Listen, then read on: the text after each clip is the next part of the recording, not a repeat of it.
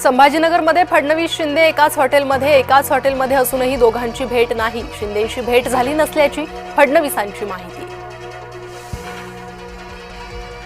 भाजप शिवसेना वादात दिल्ली मध्यस्थी करणार, दोन्ही पक्षाच्या नेत्यांना समजूतदारपणाने वागण्याचा सल्ला। जय महाराष्ट्रला सूत्रांची माहिती। निवडणूक आयोगानं कायद्याच्या चुकीचा अर्थ लावला, निवडणुका पुढे ढकलणं चुकीचं, मुख्यमंत्र्यांनी व्यक्त केली खंत। निवडणूक प्रचारात आरोप प्रत्यारोप चालतात, पण मी देवेंद्र फडणवीसांवर आरोप केले नाहीत, एकनाथ शिंदेंनी केलं स्पष्ट। एकनाथ शिंदेंच्या शिवसेनेचे 35 आमदार फुटणार, संजय राऊतांचा मोठा दावा। शिंदेंच्या शिवसेनेचा कोथळा अमित शहाच बाहेर काढणार, राऊतांचा हल्लाबोल।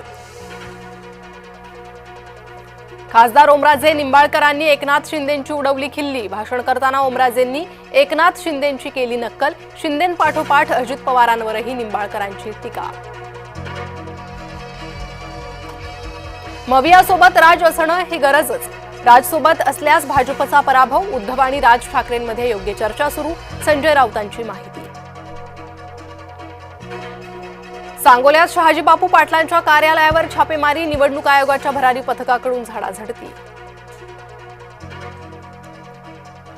गुवाहाटीला जाताना झाडी डोंगर हॉटेल गोड लागले, आता भाजप विरोधात बोलल्यास छापा पडतोय, अंबादास दानवेंचा शहाजी बापू पाटलांना टोला। राज्याच्या काही भागातील निवडणुकांना ब्रेक, काही नगर परिषदेच्या नगरपालिका निवडणुका लांबणीवर, आता 20 डिसेंबरला होणार मतदान। जतमध्ये राष्ट्रवादीच्या उमेदवाराच्या घरावर दगडफेक, भाजपच्या काही लोकांकडून दगडफेक, माजी आमदार विलास जगतापांचा गंभीर आरोप। राज्यात नगरपालिका आणि नगरपंचायतींसाठी उद्या मतदान, आज प्रचाराचा शेवटचा दिवस, उमेदवारांना रात्री 10 पर्यंत प्रचाराची मुभा।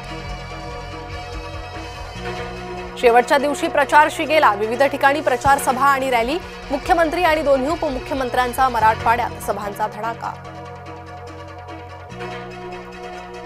भारतीयांना भारतीय भाषाच येत नाही, सरसंघचालक मोहन भागवतांकडून चिंता व्यक्त।